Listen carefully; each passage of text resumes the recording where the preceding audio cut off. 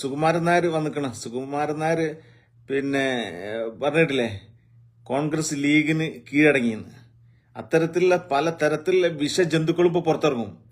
League ഒന്നും അതിലൊരു ഇടപെടലും നടത്തിയിട്ടില്ല. ലീഗ് അവരെ സ്റ്റാൻഡിൽ അവർ അഭിപ്രായം പറഞ്ഞു എന്നല്ലാതെ ലീഗിന് ഇതാക്കിയിട്ടൊന്നല്ല. അപ്പൊ എന്താണ് ഈ ഒരു സമയത്ത് എന്ത് ചെയ്യുന്ന അറിയോമാര് മാക്സിമം ചൊറിഞ്ഞിട്ട് മാക്സിമം അവർ മുതലെടുക്കാൻ നോക്കും. ഇത്രയും കാലം ഇയാളൊന്നും എവിടെയും കണ്ടില്ലല്ലോ നമ്മള്, അല്ലേ? അയാൾക്ക് അതിന്റെ ഇതെന്ന് പറഞ്ഞാൽ രമേശ് ചെന്നിത്തലിനെ മുഖ്യമന്ത്രി ആക്കാത്തതിനുള്ള കുഴപ്പമാണ് അയാളത്. ഓരോരുത്തർക്കും ഓരോ ഒന്നാണ്. നമ്മൾ നാട്ടില് നായരായാലും ശരി, നടേശനായാലും ശരി, നമ്മളെ ഉസ്താക്കന്മാരായാലും ശരി, പള്ളിയിലെ അച്ഛന്മാരായാലും ശരി, ആരെയും നമ്മൾ മോശമാക്കി പറയുന്നൊന്നുമില്ല. ഏതാ ഓരോ സമുദായത്തിന്റെ നേതാക്കളാണ്. അവരവരെ സ്ഥാനത്ത് നിൽക്കുക, മതങ്ങൾക്ക് നേതൃത്വം കൊടുക്കുക. തീർച്ചയായിട്ടും അവർക്ക് കൊടുക്കേണ്ടി ഏത് വിഭാഗത്തിനാണെങ്കിലും മുസ്ലിങ്ങൾക്ക് കൊടുക്കേണ്ടി മുസ്ലിങ്ങൾക്കും, ഹിന്ദുക്കൾക്ക് കൊടുക്കേണ്ടി ഹിന്ദുക്കൾക്കും, ക്രിസ്ത്യാനികൾക്ക് കൊടുക്കേണ്ടി ക്രിസ്ത്യാനികൾക്കും. അത് മതത്തിന്റെ അടിസ്ഥാനത്തിലല്ല, ജനങ്ങൾ പൊതുജനങ്ങൾക്ക് എല്ലാവർക്കും ഒരുപോലെ പിന്നെ ഭരണത്തിൽ നിൽക്കുന്ന ആളുകൾ അത് കൊടുക്കുക ചെയ്യുക എന്നുള്ളതാണ്. അല്ലാണ്ട് മതത്തിൽ ഞങ്ങൾക്ക് ഇത്ര വോട്ടുണ്ട് എന്നും പറഞ്ഞു അത് ഭയങ്കര ഇഷ്ടപ്പെട്ട വാക്കാണ് വി ഡി സതീശൻ സാറിന്റെ. ഇലക്ഷന്റെ മുമ്പാണ് അപ്പുറം ഒരു നേതാവിന് അതുപോലെ ഈ കാലം വരെ നമ്മളെ നാട്ടിൽ പറയാനുള്ള ധൈര്യം ഉണ്ടായിട്ടുണ്ടോ? ഏതെങ്കിലും ഒരു നേതാവ് പറഞ്ഞു നിങ്ങൾ ആരും കേട്ടിട്ടുണ്ടോ? വോട്ട് ബാങ്ക് ഉണ്ടെങ്കിൽ അത് കയ്യിൽ വെച്ചാൽ മതി, അതുമായിട്ട് ഞങ്ങളടുത്തേക്ക് വരണ്ടാന്ന്. അങ്ങനെ ഒന്ന് പറയണമെങ്കിൽ അതിന്റെ ഒരു എത്രത്തോളം ഉണ്ടാവും? അത്തരം വാക്കുകളാണ് ആ മനുഷ്യനിലേക്ക് നമുക്ക് ഒരുപാട് സ്നേഹം കൂടാനുള്ള കാരണം. അങ്ങനെ തന്നെ ആയിരിക്കണം, അത് പറയണം, അതാ വേണ്ടത്. മുസ്ലിങ്ങളായാലും ശരി, ഹിന്ദുക്കളായാലും ശരി, ക്രിസ്ത്യാനികളായാലും ശരി, നിങ്ങളൊക്കെ മതത്തിന്റെ നേതാക്കളായിട്ട് അവിടെ ഇരുന്നോളാം. മനസ്സിലായില്ലേ? ഭരണത്തിലേക്ക് പിന്നെ നിങ്ങളാരും അതിന്റെ മുമ്പ് ഞങ്ങളിതാ UDF വോട്ട് ചെയ്യുന്നത്, ഞങ്ങളെ സപ്പോർട്ട് മുഴുവനും ഞങ്ങൾ മുഴുവനും വോട്ട് നിങ്ങൾ UDF തരാന്ന് പറഞ്ഞ നിങ്ങൾ ആരും വന്നില്ലല്ലോ. അപ്പൊ അതുകൊണ്ട് ഇതിൽ മന്ത്രിമാരെ തീരുമാനിക്കാനും ഏതൊക്കെ പിന്നെ വകുപ്പാണെന്ന് തീരുമാനിക്കാനൊക്കെ ഇതിൽ മുമ്പ് മുതലേ പണിയെടുത്ത ആൾക്കാരുണ്ട്. അത് അവരങ്ങ് തീരുമാനിച്ചോളും. എല്ലാവർക്കും കൊടുക്കുകയും ചെയ്യും, എല്ലാവരും കൊടുക്കുക അതൊക്കെ വേണം, അതിലൊന്നും ഒരു സംശയമില്ല. അപ്പൊ ഇത്തരം വിഷജന്തുക്കൾ നമ്മൾ സൂക്ഷിക്കാന്നുള്ളതാണ്. ഇനി വരും, ഇനി പല തരത്തിലുള്ള ഇതുപോലെ വരും. അപ്പൊ പരസ്പരം അങ്ങോട്ടും ഇങ്ങോട്ടും നമ്മൾ പാർട്ടിക്കാരോ സംഘടനക്കാരോ പിന്നെ അങ്ങോട്ടും ഇങ്ങോട്ടും ചെളിവാരി അറിയാതെ നിൽക്കുക, അത് നമ്മൾ ശ്രദ്ധിക്കുക. ഇടയ്ക്ക് ഷാഫി പറമ്പിലിനെ പാർട്ടിയിൽ നിന്ന് പുറത്താക്കണം എന്ന് പറഞ്ഞിട്ട് അതെന്താണെന്നറിയോ? ഇന്നലെ ഇപ്പൊ ഞാൻ ഒരു വീഡിയോ ചെയ്തപ്പോൾ ഒരു ചെങ്ങായി വന്നിട്ട് കമന്റ് ചെയ്യാണ് UDF സിന്ദാബാദ് എന്ന് പറഞ്ഞ് കമന്റ് ചെയ്ത ആദ്യം. പിന്നെ അതിന്റെ അടിയിൽ വന്നിട്ട് മൂരികൾ ഇതിൽ ഇടപെടണ്ട, ഞങ്ങൾ നോക്കിക്കോളാം എന്നും പറഞ്ഞിട്ട്. അതായത് അവനൊരു കോൺഗ്രസ്സുകാരനാവുക സ്വന്തമായിട്ട്. അവന് മറ്റുള്ള നമ്മുടെ ഇടയിൽ ഒരു കോൺഗ്രസ്സുകാരൻ അങ്ങോട്ടായിട്ട് ലീഗുകാരെ കുറ്റം പറയണോ വന്നിട്ട്. അതെന്തിനാണ് പറയുന്നത്? അതെന്തിനാ കോൺഗ്രസ്സുകാർ എന്നിട്ട് അങ്ങോട്ട് പറയണോ, ലീഗുകാർ ഇങ്ങോട്ട് പറയണോ, അങ്ങോട്ടും ഇങ്ങോട്ടും തല്ലോടണം. ഞാൻ വെറുതെ അവന്റെ പ്രൊഫൈൽ ഒന്ന് പോയി നോക്കുമ്പോൾ ഏതൊരു മുഹമ്മദ് ബഷീറോ അഷ്റഫ് അങ്ങനെന്തോ ആണ്, പെരുന്തമണ്ണക്കാരൻ എന്നാണ് പേരില്, ഫോട്ടോ ഒന്നുമില്ല. അവൻ ആകെ പോസ്റ്റ് ചെയ്ത ഒരു പോസ്റ്റാണ്. പിന്നെ പിണറായി വിജയൻ വരും, മൂന്നാമതും വരും എന്നും പറഞ്ഞുള്ള ഒരു വീഡിയോ ആണ് അവൻ പോസ്റ്റ് ചെയ്തത്. എന്നാൽ ഇപ്പോൾ ഒട്ടാടിക്ക് മനസ്സിലാക്കാനുള്ള ബുദ്ധി വേണ്ടേ? ഇത്തരം ഫേക്ക് ഐഡിയിൽ വരുമ്പോൾ അങ്ങനത്തെ പോസ്റ്റ് ചെയ്യാൻ പാടില്ല എന്നുള്ളത് അബുദ്ധി ഇല്ല. എല്ലാരെയും അല്ല പറഞ്ഞിട്ടോ, അങ്ങനത്തെ കുറച്ച് ആൾക്കാരുണ്ട് വെറും തെറി പറയാനും ഇത്തരത്തിലുള്ള കുത്തിത്തിരിപ്പുണ്ടാക്കാനും മാത്രം സോഷ്യൽ മീഡിയയിൽ വരുന്ന കുറച്ച് അവന്മാരുണ്ട്. അതുകൊണ്ട് പറയാം, അങ്ങനത്തെ ആളുകൾ നമ്മൾ സൂക്ഷിക്കാന്നുള്ളതാണ്. നമ്മളെ വലിയ വിജയത്തിന് ഏതായാലും 10 ദിവസം വൈകി അതിന്റെ ഒരു മങ്ങലുണ്ടായിട്ടുണ്ട്.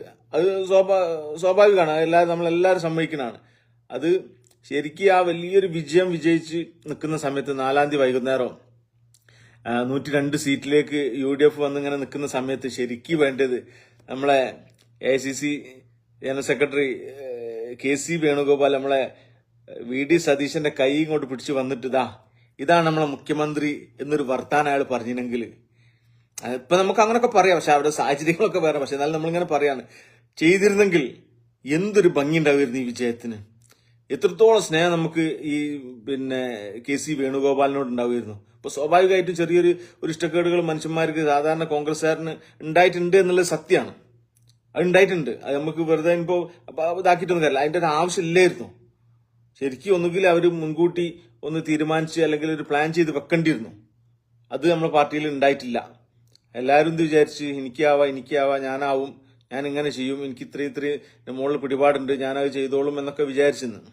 അതാണ് പറ്റിയത്. അപ്പൊ ഞാൻ പറഞ്ഞത് എന്താ, ചിലപ്പോൾ ആരൊന്ന് കമന്റ് ചെയ്ത് പിന്നെ ഷാഫി പറമ്പിലിനെ പാർട്ടിയിൽ നിന്ന് പുറത്താക്കണം. ഷാഫി പറമ്പിലൊക്കെ നമ്മളെ നല്ലൊരു നേതാവാണ്. അതിൽ ശരിക്കും ഇവന്മാർ കളിക്കാണ്, ഈ ചാൻസിൽ കളിക്കാണ് അവര്. മനസ്സിലായില്ലേ? ഷാഫിന്റെ ജനസമ്മിതി കുറയ്ക്കാൻ വേണ്ടിയിട്ട് പരമാവധി ഇവർ ശ്രമിച്ച്. ഏത് വടകര തെരഞ്ഞെടുപ്പ് മുതൽ ഷാഫി കേറിക്കണ്. അതുവരെ ഒരു മൂലയിൽ ഒരു MLA ആയിട്ട് ഇറക്കിയിന്, പാലക്കാട് എവിടെ ഒരു MLA ആയിട്ട്. നമുക്കൊന്നും അത്ര ഒരു ഇതില്ലായിരുന്നു ഷാഫി പറമ്പിൽ എന്ന് പറഞ്ഞാൽ. വടകരക്ക് ഇങ്ങോട്ട് വന്നപ്പോൾ അയാളെ റേഞ്ച് തന്നെ മാറി. അയാളെ റേഞ്ച് മാറി എന്നല്ല, പിടുത്തം വിട്ട ഉയർച്ചയിലേക്കാണ് പിന്നെ ഷാഫി പറമ്പിൽ പോണത്. ആ പോക്ക് കണ്ടപ്പോൾ മുതൽ പിന്നെ ഇവന്മാർക്ക് ഹാലിളകാൻ തുടങ്ങിക്കുന്നു. എന്തൊക്കെ തരത്തിൽ അവർ നോക്കി. അവരവിടെ തന്നെ, അതായത് പിന്നെ വടകര തന്നെ കാഫിർ സ്ക്രീൻഷോട്ടും മറ്റുള്ള ഒരുപാട് കള്ളത്തരങ്ങളും കൊണ്ടുവന്നിട്ട് അവർ അവിടെ നോക്കി. ഒരു നിലക്കും കഴിച്ചിലായില്ല. മാത്രമല്ല, ഈ കഴിഞ്ഞ തെരഞ്ഞെടുപ്പിൽ ഷാഫിനെ കാത്തു നിൽക്കുന്ന ആളുകളെ കണ്ടിട്ട് നമ്മൾ ഞെട്ടിപ്പോയില്ലേ. രാത്രി 1 മണി 2 മണി 3 മണിക്കൊക്കെ ഷാഫിനെ കാത്തു നിൽക്കുന്നത്. അപ്പൊ അത്രക്ക് ജനസമ്മിതി ഉള്ള ഒരു നേതാവ് ഇവന്മാരിനി എന്തൊക്കെ ചെയ്താലും ശരി അവരുടെ കൂട്ടത്തിൽ ഉണ്ടാകില്ല ഇല്ലാനും. അപ്പോ എന്തെങ്കിലും ആയിട്ട് ഷാഫിന്റെ ഒരു ജനസമിതി കുറയ്ക്കാൻ വേണ്ടിയിട്ട് നല്ല കളിപ്പൂര് കളിക്കുന്നുണ്ട്, നല്ലോണം കളിക്കുന്നുണ്ട്. പക്ഷെ നമുക്ക് പിന്നെ ഉണ്ടായിട്ടുള്ളൊരു പ്രയാസം എന്താന്ന് വെച്ചാൽ, ഇത്രയൊക്കെ നമ്മൾ ഷാഫിന് ഇഷ്ടപ്പെടുന്ന ആൾക്കാർ കേരളത്തിൽ ഉണ്ടായിട്ട് ഇതുപോലൊരു സാഹചര്യം വന്നപ്പോൾ ഷാഫിന്റെ ഒരു അഭിപ്രായം പറയേണ്ടിനി. അത് പറഞ്ഞില്ല എന്നുള്ളതാണ് നമുക്ക് പരാതിയുള്ള പരിഭവമുള്ളത്. അഭിപ്രായം എന്ന് പറഞ്ഞിട്ടാണെങ്കിൽ ഇത്രയും ജനങ്ങൾ VD സതീശന് വേണ്ടിയിട്ട് ഇങ്ങനെ തെരുവിലിറങ്ങി ഫ്ലക്സും അതും ഇതുമായിട്ട് പ്രതിഷേധത്തിലേക്ക് വരുമ്പം നമ്മൾ ശരിക്കും അയാളൊരു അഭിപ്രായം പറഞ്ഞില്ല. ഇത്രയും ആരോപണങ്ങൾ അയാൾക്കെതിരെ വന്നിട്ട് പോലും. അതുകൊണ്ടുള്ള ഒരു പരാതിയാണ്, അത് നമ്മൾ പറയുകയും ചെയ്തിട്ടുണ്ട്. പിന്നെ അതുപോലെ തന്നെ ഷാഫിനെ തെറി പറയുന്ന അതുണ്ടാവും. അത് നോക്കണ്ട. ഏതായാലും ശരിക്കുള്ളൊരു കോൺഗ്രസ്സുകാരനോ UDF-കാരനോ ഒന്നും അങ്ങനെ ചെയ്യരുതിന്. ഷാഫിനെന്നല്ല, പിന്നെ ആരെ തെറി പറയരുത്. നമുക്ക് നമ്മളെ അഭിപ്രായങ്ങൾ അവരെ മനസ്സിലാക്കിയാൽ. പിന്നെ ലിജു പറഞ്ഞത് വളരെ മോശമായി പോയി. നമ്മളപ്പം തന്നെ ഒരുപാട് ആളുകൾ നേതാക്കളൊക്കെ തന്നെ പറഞ്ഞിട്ടുണ്ട് ലിജു അങ്ങനൊന്നും, കാരണം അയാൾ കൈകൂപ്പി വന്നിട്ട് എന്നെ വിജയിപ്പിക്കണമെന്ന് പറഞ്ഞു വന്ന വ്യക്തിയാണ്. അയാളൊന്നും അങ്ങനെ പറയാൻ പാടില്ല, ഒരിക്കലും പറയാൻ പാടില്ല. അപ്പോ നേതാക്കളെ നിർത്തണം നമ്മൾ. അങ്ങനെ നമുക്ക് ജനങ്ങൾക്ക് എതിരായിട്ടാണ് നേതാക്കൾ പ്രവർത്തിക്കുന്നതെങ്കിൽ തീർച്ചയായിട്ടും തിരുത്താം. അത് തിരുത്താതാവുമ്പോഴാണ് ഈ പ്രശ്നങ്ങൾ വരുന്നത്. തിരുത്താതെ നിൽക്കുമ്പോൾ അവരെ കയറിപ്പോവും, പിന്നെ അവരെ പിടിച്ചാൽ കിട്ടൂല. അങ്ങനെ ആവാൻ പാടില്ല. ജനങ്ങളെ സേവിക്കുന്ന ആളുണ്ടായിരിക്കണം നേതാവ് എന്ന് പറഞ്ഞാല്. ഓരോ ജനങ്ങളെയും സാധാരണക്കാരന്റെ വികാരത്തിന് ഒപ്പം നിൽക്കുന്ന ആളുകളായിരിക്കണം നമ്മളെ നേതാക്കള്. നിന്നിട്ടുള്ള നേതാവാണ് ഈ അടുത്ത കാലത്തായിട്ട് നമ്മൾ കണ്ടതിൽ ഏറ്റവും വലിയൊരു നേതാവ് VD സതീശന്. സാധാരണക്കാരെ കൂടെ നിന്നിട്ട്, അതുകൊണ്ട് തന്നെയാണ് സാധാരണക്കാരന്റെ പിന്നെ കാര്യങ്ങൾ മനസ്സിലാക്കിയിട്ട് ജനങ്ങളും ഇയാളെ കൂടാണെന്ന് മനസ്സിലാക്കിയിട്ട് നേതൃത്വം ആ ഒരു തീരുമാനത്തിലേക്ക് എത്തിയത്. അതുകൊണ്ട് തന്നെയാണ് തീർച്ചയായിട്ടും അവർക്ക് വേണ്ടിയിട്ട് ഭരിക്കാൻ, അവർക്ക് വേണ്ടി അവരുടെ പ്രയാസങ്ങളിലൊക്കെ പരിഹാരം കണ്ടെത്താൻ VD സതീശൻ സാറിന് കഴിയട്ടെ എന്നാണ് നമ്മളൊക്കെ പ്രാർത്ഥന. ഒരുപാട് ആളുകൾ, ഒരുപാട് പറഞ്ഞറിയിക്കാൻ പറ്റില്ല, അത്രക്ക് നമ്മളെ സപ്പോർട്ട് ചെയ്ത ആളുകളുണ്ട്. നമ്മള് വലിയൊരു സംഭവം ചെയ്തിട്ടൊന്നല്ല. ഇതിനു വേണ്ടി നമ്മൾ സംസാരിക്കുമ്പോൾ, VD സതീശന് വേണ്ടി സംസാരിക്കുമ്പോൾ, UDF സംവിധാനത്തിന് വേണ്ടി സംസാരിക്കുമ്പോൾ, പിന്നെ അതിന്റെ കൂടെ കട്ടക്ക് നിന്നിട്ട് ഒരുപാട് ആളുകൾ ഇന്നലെയൊക്കെ ആയിട്ട് മെസ്സേജുകൾ അയച്ചാവില്ല. ബേജാറാണ്, പാവപ്പെട്ടവന്മാർക്ക് ഒരുപാട് ബേജാറാണ്. നമ്മൾക്ക് അവരെ സമാധാനിപ്പിക്കാന്നല്ലാണ്ട് എന്ത് ചെയ്യും? എന്താ പുറത്തേക്ക് കൊണ്ട് വരാൻ പോകണമെന്നുള്ള റിപ്പോർട്ട് നമുക്ക് അറിയുന്നില്ലല്ലോ. എന്നാലും അതന്നെ വരുന്നതാണ് മനസ്സ് പറയണമെങ്കിലും. കാരണം നമ്മളെ പാർട്ടി നേതൃത്വമാണ്, എന്താണ് എവിടേക്കാണ് മാറുക എന്നൊന്നും പറയാൻ പറ്റൂല. പക്ഷെ ഇതില് എടുത്ത് പറയേണ്ട ഒരു കാര്യം, ഞാനൊക്കെ സത്യത്തിൽ ഇത്രയും കോൺഫിഡന്റോട് കൂടി നമുക്ക് ഇതിലേക്ക് ഇങ്ങനെ വരാനുള്ളൊരു കാരണം എന്താ വെച്ചാല്, വല്ലാത്തൊരു എന്താ പറയാ, ഭയങ്കരമായിട്ട് ഇങ്ങനെ ബുദ്ധിമുട്ടായി നിൽക്കുന്ന ഒരു സാഹചര്യത്തിൽ ഇലക്ഷന്റെ സമയങ്ങളിലൊക്കെ തന്നെ VD സതീശൻ തന്നൊരു കോൺഫിഡന്റ് നമുക്ക് അല്ലേ. പിന്നെ എന്താ പറയാ, അയാളെ രീതി, അയാളെ ശൈലി നിങ്ങൾ കണ്ടിടോ. എവിടെ ഒരു ടെൻഷനാവേ, ഒരു ബേജാറാവേ, ഒന്നുമില്ല. വളരെ ഈസി കൂളായിട്ട് അയാള് തുടക്കം മുതലേ പറയാണ്. അയാളെ പറഞ്ഞ വാക്കൊക്കെ കേട്ടില്ലേ നിങ്ങള്? 102 100+ എന്നാ പറയുന്നത് അല്ലേ. എന്ത് കോൺഫിഡന്റോട് കൂടിയിട്ടാണ് ആ മനുഷ്യൻ പറയുന്നത്. ആ ധൈര്യമാണ് പിന്നെ നമ്മൊക്കെ കിട്ടിയത്. ആ ധൈര്യം എന്നോട് പലരും ചോദിക്കലുണ്ടായിരുന്നു, ഇതില് നിങ്ങൾ എന്ത് ധൈര്യത്തിലാ ഇപ്പൊ പറയുന്നത്, ഇങ്ങനൊക്കെ ഉറപ്പ് പറയാൻ എന്ത് ഇതങ്ങളടുത്തുള്ളതെന്നൊക്കെ ഓരോരുത്തർ മെസ്സേജ് അയച്ച് ചോദിക്കുമ്പോൾ നമ്മളെ ധൈര്യം ഇതായിരുന്നു. വേറെ ഒരു നേതാക്കൾ ഉള്ളത് പറയണല്ലോ. നമ്മൾ കോൺഗ്രസിൽ ഒരുപാട് നേതാക്കളുണ്ട്, അല്ലേ? ഇപ്പൊ പിന്നെ ഈ സ്ഥാനത്തേക്ക് വന്ന നേതാക്കളും അല്ലാതെയൊക്കെ നൂറുകണക്കിന് ഇനിയിപ്പോ പുതിയ കുപ്പായിട്ട് കണ്ട് ഓരോരുത്തന്മാർ വരും. അതൊക്കെ നമ്മളെ പാർട്ടിയിൽ തന്നെ, അതൊന്നും പറയാതെക്കാൻ പറ്റില്ല. അപ്പൊ അങ്ങനെയുള്ള നേതാക്കളൊക്കെ ഉണ്ടായിട്ട് പോലും ഈ ഒരു ഇലക്ഷനിൽ എതിർക്കേണ്ടടുത്ത് എതിർക്കാനും സപ്പോർട്ട് ചെയ്യേണ്ടടുത്ത് സപ്പോർട്ട് ചെയ്യാനും മുന്നിൽ നിന്ന് നയിക്കാനും നമുക്കൊരു ഊർജം തരാനും മുമ്പിൽ ഉണ്ടായിട്ടുള്ളത് സതീശൻ തന്നെയാണ്, VD സതീശൻ തന്നെയാണ്, അല്ലേ? അതുകൊണ്ടാണ് ജനങ്ങള് അതിന്റെ കൂടെ നിൽക്കാനുള്ള കാരണം അതാണ്. ഏതായാലും സത്യം പറ എത്ര ദിവസമായി മര്യാദയ്ക്ക് വെള്ളം കുടിച്ചു. സത്യം പറഞ്ഞാൽ ഇത് ഒരു വല്ലാത്തൊരു ഒരു ഇതിലിങ്ങനെ ഇങ്ങനെ കെട്ടി നിൽക്കുന്നതായിരുന്നു. എന്താവും, എങ്ങനെ, എവിടേക്കാണ് പോണത്, ഇത്രയൊക്കെ നമ്മളൊക്കെ കഷ്ടപ്പെട്ട് പറഞ്ഞിട്ടും പിന്നെ ഇത് നടക്കൂലേ, നമ്മൾ വിചാരിച്ചതിലേക്ക് നടക്കൂലേ? കളിയാക്കല് ഒരുപാട് നമുക്ക് ഉണ്ടായിട്ടുണ്ട്. പ്രത്യേകിച്ച് ഇപ്പൊ ഒരു 5-10 ദിവസമായിട്ട് നമ്മളെ ഈ പ്രവർത്തകർക്കൊക്കെ തന്നെ നേരിട്ടൊരു സംഭവമായിരിക്കും, അല്ലേ? ഒരു പ്രാവശ്യം നിങ്ങൾ കേൾക്കാത്ത ആൾക്കാർ നിങ്ങൾ ആരെങ്കിലും ഉണ്ടോ? എന്തായി, നിങ്ങളെ മുഖ്യമന്ത്രി ആയോ, കിട്ടിയോ, ആയോ എന്ന് ചോദിക്കാത്ത ഏതെങ്കിലും ആൾക്കാരുടെ കൂട്ടത്തിലുണ്ടോ? ഉണ്ടാവും. അവർ കളിയാക്കിയാണ്ട് ചോദിക്കുന്നു. അവരെല്ലാം കൂടി 100-102 സീറ്റ് വാങ്ങി നമ്മൾ വിജയിച്ചപ്പോൾ 35 സീറ്റിലേക്ക് ഒതുങ്ങിയപ്പോ ആകെ ഡൗൺ ആയി പോയിരുന്നവർ. 3-4 ദിവസവും അവരെ കാണാനില്ലായിരുന്നു, പുറത്തേക്ക് അവരിറങ്ങിയില്ല. കാരണം അവർക്കൊന്നും മിണ്ടാനില്ല. അവർ വിചാരിച്ചെക്കാട്ടിലും അപ്പുറമായി പോയി.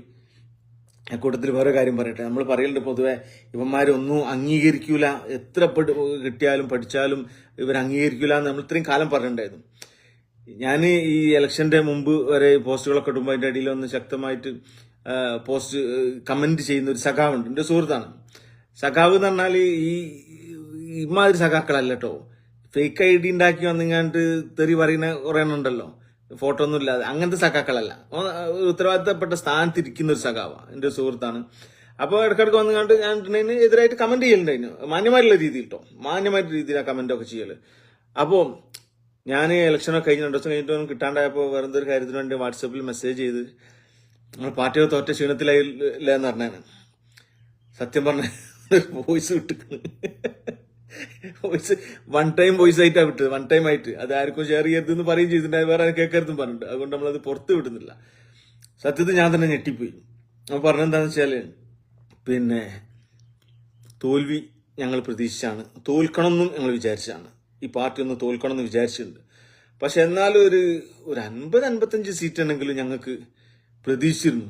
അതിന് മാത്രമുള്ള പണിയൊക്കെ ഞങ്ങൾ കേരളത്തിൽ എടുത്തിട്ടുണ്ടായിരുന്നു. പക്ഷെ അതും കിട്ടാതായപ്പം വല്ലാതെ ഡൗൺ ആയിപ്പോയിന്ന്.